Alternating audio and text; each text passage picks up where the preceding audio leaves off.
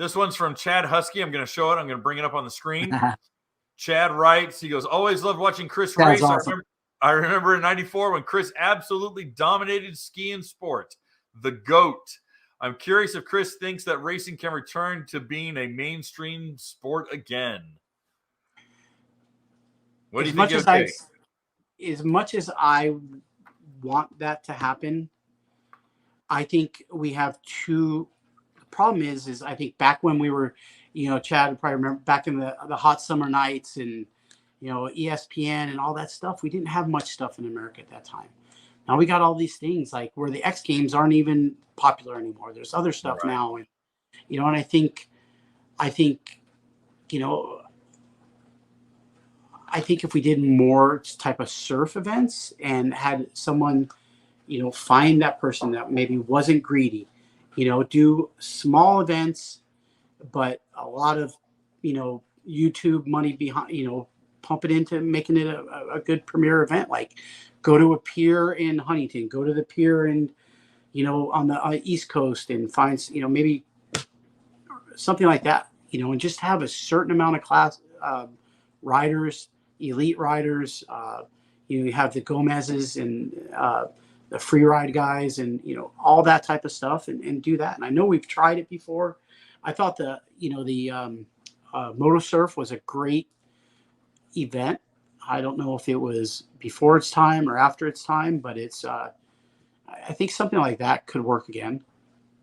I think the greatest chance. Oh, go ahead. I just don't, sadly, I don't ever see it being what it used to be. I think back then there were so many places to ride and so less BS in the world. I think they were selling 400,000 units a year.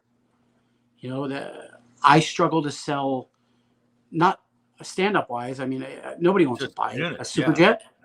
I have 4 of them and I'm sitting on them. Oh, really? Yeah. So if anybody wants them, I'll make you a deal.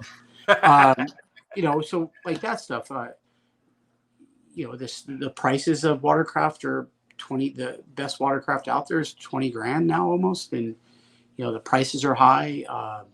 In Spain, it's such a struggle for people to ride Watercraft. So you don't have that, like a guy helped us out at the last race. He loaned us his shop prior to the race. He was a guy who raced back in, I think it was 1989 or 90, ProTech days in the indoor race in Spain. Oh, wow. So cool. He works on motorcycles and jet skis, and he still rides jet skis and races to this day. But they have a private area that, like, they go with Nacho Armilas to ride, where he's got a private lake where they put buoys up. But you can't ride on lakes there. You can't ride on lakes in Switzerland. They got some nice places in France, but, they all have laws against it. To ride runabouts, you can go to a public ramp, but it's not like, Florida here where we have the intercoastals and we can, there's none of that stuff over there. So, like, because I was speaking to my friend, I'm like, is there many jet ski dealers here? They go, no, not many, because really can't do anything with them. Wow. It's just so totally it's that. So, in countries like, you have great countries like Thailand, who we didn't have back in the day, that you could, you could jet ski in a hotel pool if you wanted without getting in trouble. And, but, I think in America, I'm sad to say it's ran its course. I would agree. I think the only way that it's going to grow is getting kids, 12, 13, 14-year-old kids interested.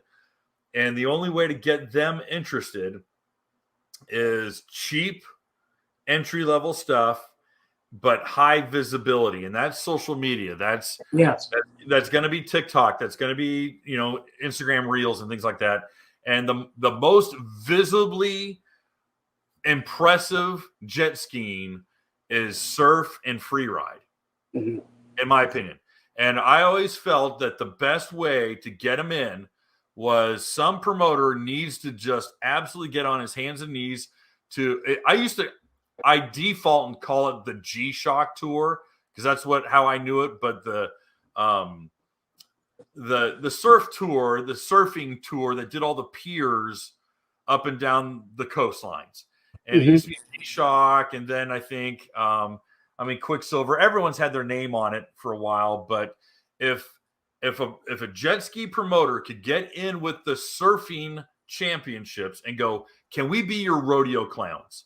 Can we come in between heats and just let 5 guys out there set up some buoys and just entertain people for 10 minutes or 5 minutes, and then pull the buoys and come back in? And every Saturday, Sunday, they come in twice, doing 2 motos and then maybe a free ride, session for 5-10 minutes. I think people would be like, whoa, they still make jet skis? Whoa, you can still do this? And I think that would get kids still make going, Dad, I want to do this. That's my thought, but who am I? Hey guys, thanks for hanging out. This clip was taken from our weekly podcast that we record here every Sunday night at 8 p.m. Eastern Standard Time. If you want to watch the whole video, you can go to the Watercraft Journal's YouTube channel, go to playlists, and then click on live sessions. You're going to see it there. Otherwise, go ahead and leave a like, a comment, and definitely subscribe to the channel. It helps us grow.